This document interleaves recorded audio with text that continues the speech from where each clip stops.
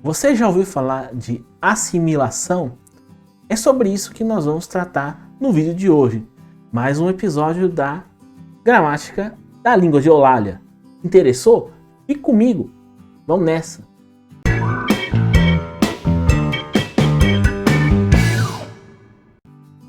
E aí pessoal, beleza? Aqui é o Bruno e nós estamos de volta com mais um episódio da Gramática da Língua de Eulalia, depois de uma breve pausa. E hoje nós vamos falar de um fenômeno da fonologia, também da fonética, que é chamado de assimilação. Do que se trata isso? Então eu vou voltar aqui para minha telinha de explicações, de aula, e eu trago aqui uma definição bem interessante, bem sintética sobre a assimilação. O professor Marcos Banho define mais ou menos assim: assimilação é a força que tenta fazer com que dois sons diferentes, mas com algum parentesco, se tornem iguais ou semelhantes. Tentando simplificar essa afirmação, esse fenômeno da assimilação ocorre quando dois sons diferentes, mas que guardam algum traço comum, alguma semelhança, faz com que esses sons que são diferentes se equivalham ou que fiquem mais parecidos. E aqui nós temos alguns exemplos de como isso funciona. Nós temos algumas palavras, por exemplo, terminadas em NDO, e algumas outras que a gente pode citar nesse bloquinho, que são palavras que são apresentadas no próprio livro, em que há, no caso, uma redução sonora, em que, por exemplo, as palavras terminadas em NDO, como falando, ou cantando, ou comendo, na norma culta, quando a gente vai observar no português não padrão, especialmente na fala, é muito comum a gente ouvir essas palavras sem o D, falando, cantando, comendo. Mas por que isso acontece? É porque há uma proximidade na articulação entre esses sons. O esforço que se faz entre falar cantando e cantando exige alguma proximidade. Mas, como falar cantando é mais fácil do que falar cantando, até pelo próprio princípio da funcionalidade, em que é mais preferível optar por formas mais simples do que as formas mais complexas, então a gente ouve muito essa forma mais simples, que é sem o D. Então, isso cantando, falando, comendo, é mais comum a gente ouvir isso na fala do que na escrita. Na escrita você tem a forma correta ou conforme a norma culta.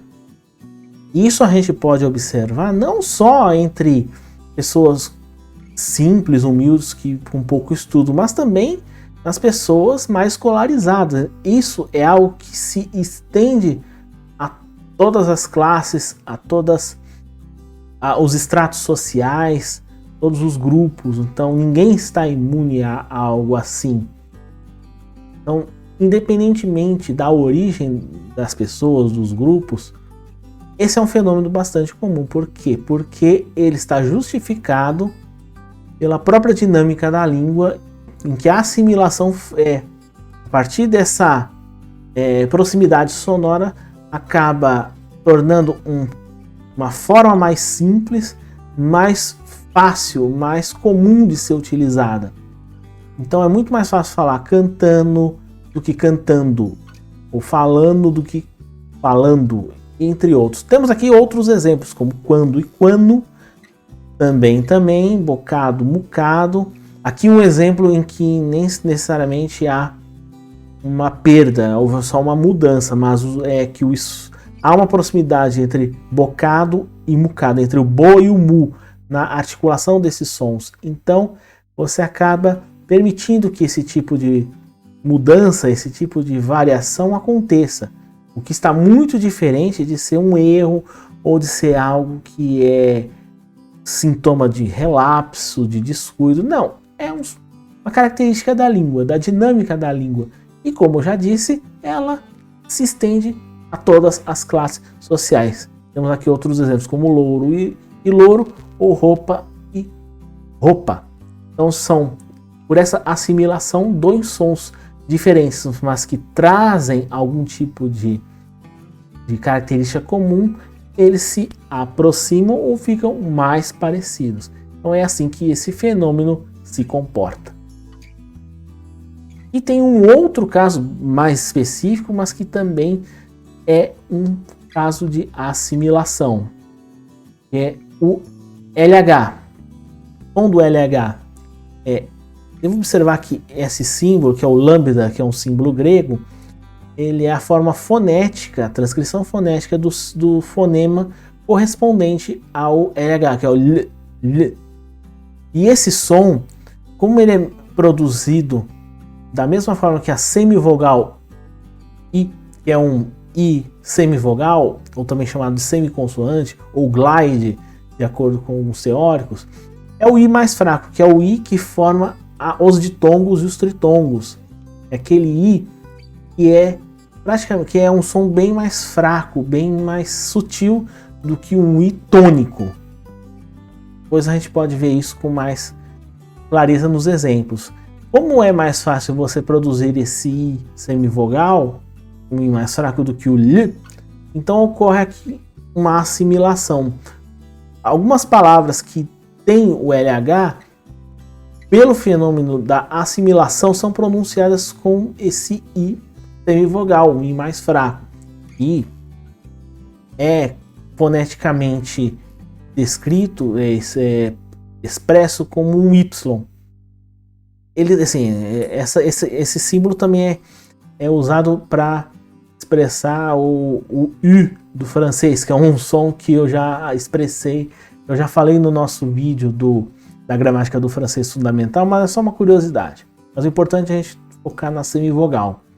Então, como é mais fácil pronunciar o I semivogal, esse I mais fraco do que o L, então a gente vai ver muitas palavras que são pronunciadas com esse I em vez do L. E vamos a alguns exemplos. Aqui nós temos alguns exemplos. E é importante observar que esse fenômeno também acontece no francês. Porque, embora muitas palavras que são escritas com dois L's, são bem como essas que estão nessa coluna, elas são pronunciadas com um único som. E é o mesmo que é a característica dos dígrafos. É um encontro consonantal, pode ser um encontro de vogais também, e tem um único som, como é o caso do LH, que tem um som de L. É um único som. Esse som do dois L's é o som de semivogal também. Então por isso que há essa proximidade, por isso que o professor Marcos Banho, ao fazer a coluna, esse exemplo, essa coluna explicativa, ele trouxe esse exemplo do francês, não só para mostrar que os exemplos são parecidos entre si, estamos muda o dígrafo, mas o resultado é o mesmo, o fenômeno é o mesmo, mas também para mostrar que tudo isso, que esse fenômeno tem uma razão de ser, que ocorre nas línguas. Então vamos aqui aos exemplos. Abelha. Abelha, no português padrão, ele no francês corresponde ao abeille. Legal colocar como se pronuncia, assim, uma forma de facilitar a pronúncia. Abeille. E no português, então, padrão, abeia. Vejam a semelhança. De abeille para abeia. E como o LH de abelha, ele teve essa assimilação e ficou abeia. Ficou uma pronúncia mais simples. E muito próxima do abeille do francês, porque o seu nome não é o mesmo. Apesar das ressalvas aqui que eu disse no começo. Mesma coisa, alho para ai. Lembra que, embora tenha 3 letras, você só fala o ai, o L fica mudo. E no português não padrão, ficou o mesmo som, ai.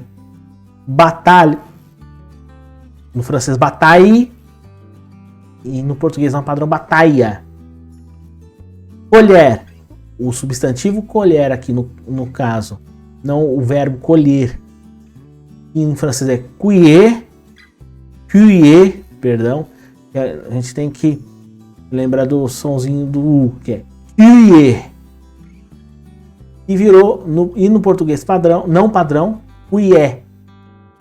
Falha, aqui, assim, falando em falha, eu falhei aqui, falha nossa, de colocar, repetir o falha com falha, na verdade é falha e faia. E é próximo do francês, que é faille. Filha, que é no francês fille, e no não português não padrão, fia. Falha, no francês é paille, português não padrão, paia.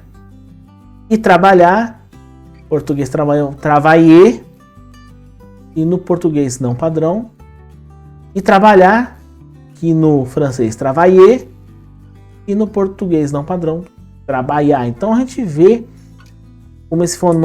como esse fenômeno da assimilação tem uma explicação, não apenas porque são línguas românicas, então tem a mesma origem no latim, mas é um fenômeno de todas as línguas, essa assimilação. Por que acontece isso? É a tendência na dinâmica das línguas optar por formas mais econômicas, mais simples, porque facilita a comunicação, facilita o aprendizado, facilita o uso dessa língua. Embora a gente tenha o seu equivalente no português padrão, português da escrita, o português da referência. Então a gente sempre tem que trabalhar com isso. Referência, português padrão. E as variedades de uso, português não padrão. Então são fenômenos que a gente precisa estudar e precisa conhecer. Esse acho que é um ponto importante da obra de Marcos Banho. A despeito de outros pontos que eu discorde de sua abordagem, mas um ponto importante é você perceber os fenômenos, conhecê-los, estudá-los para você poder compreender a língua em sua plenitude, em seu funcionamento, em suas variadas formas.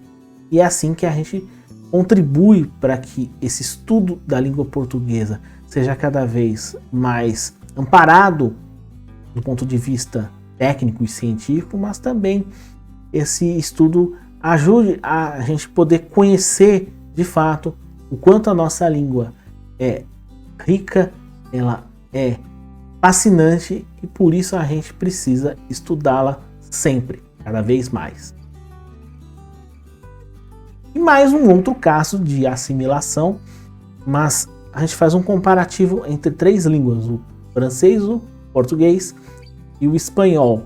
Então a gente faz um recorte histórico que ajuda a mostrar quanto esse fenômeno da assimilação é presente ao longo da história da formação, do desenvolvimento das línguas. O caso que ele traz aqui, o professor Marcos Banho, é essa assimilação dos ditongos ao em ou e o. E isso é um resultado de um processo que se transformou de uma forma mais complexa, uma forma mais simples. É o que eu tenho falado. Porque é algo da dinâmica das línguas, você optar por formas mais simples e deixar as mais complexas de lado, que acabaram ficando na forma padrão e consagradas na escrita. Então vamos ver como funciona esse quadro. Toma-se como exemplo a palavra outro em suas três formas e suas três correspondentes nas três línguas aqui em questão. Em francês, outro é autre.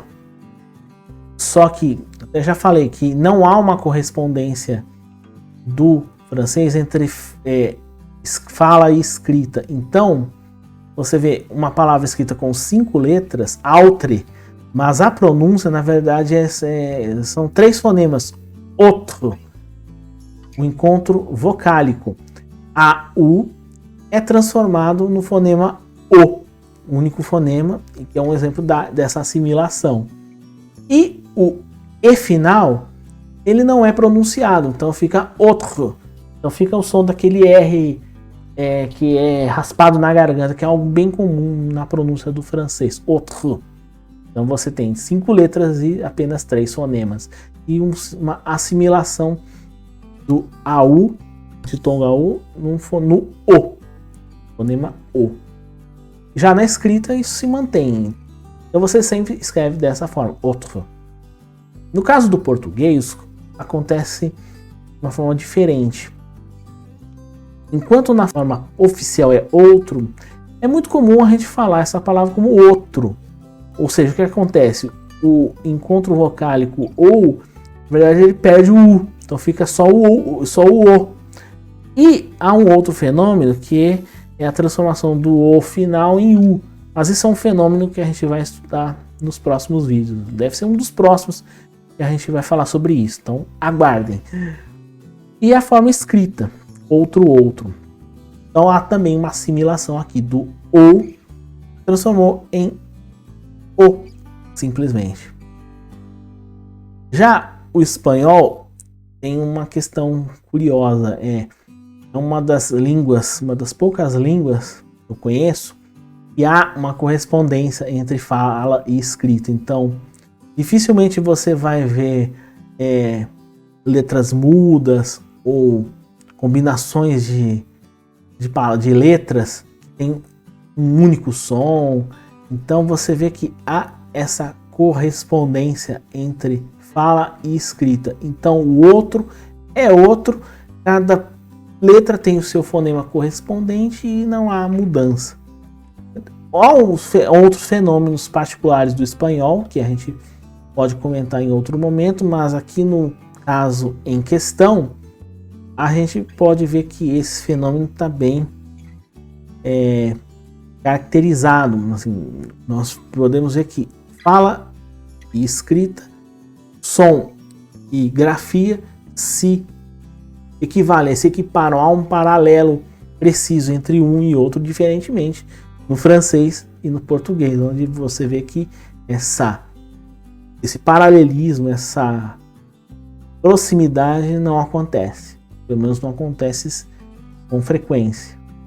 Com isso, eu acho que nós cobrimos essa lição da assimilação e quero deixar bem claro o quanto é importante a gente conhecer essas propriedades da língua, não somente por uma questão de curiosidade, mas é justamente para a gente poder conhecer em seus detalhes, saber o quanto a língua portuguesa é rica e que é importante a gente estudá-la, conhecê-la para a gente inclusive poder defendê-la e usá-la melhor. Então, quanto mais a gente conhecer a nossa própria língua em seus detalhes, melhor para nós. Mais propriedade dela nós temos, não no sentido de posse, mas no sentido de domínio. Quanto mais soubermos a língua portuguesa, não apenas a gramática normativa, mas os seus vários fenômenos, melhor a gente pode entender como ela funciona e a gente também terá condições de saber usá-la melhor e de entender a evolução dessa nossa língua, dos seus vários aspectos, e a gente ter condições de poder defendê-la com mais propriedade. Tudo bem, gente? Bom, espero que vocês tenham gostado desse vídeo e esse conceito de assimilação tenha sido bem explicado. É mais um vídeo daqui da Gramática da Língua de Eulália que eu faço para vocês e que tem sido muito proveitosa. Tem sido muito bom fazer esses vídeos. As lições que esse livro traz são muito interessantes e eu pretendo continuar a falar desse conteúdo nos próximos vídeos. Se você tem gostado da série da Gramática da Língua de Eulália e dos vídeos que têm sido lançados aqui no canal, que a gente tem feito, então faça um favor para mim, você deixa o seu joinha, gostei, curtida, like, seja como for, para poder aumentar a relevância deste vídeo e a relevância do meu canal, para que ele possa ser recomendado para outras pessoas que gostam, assim como você, da língua portuguesa. Também não deixe de se inscrever no canal, tanto aqui no YouTube, como no Facebook, no Instagram, não importa, para você poder ajudar a esse trabalho a ficar cada vez mais engajado, cada vez mais unido e mais relevante. E ative o sininho com as notificações, para você ficar atento às novidades assim que elas forem surgindo. E espero ver vocês de novo no próximo vídeo e em mais um episódio da Gramática da Língua de Eulalia. Um grande abraço, fique com Deus e até a próxima.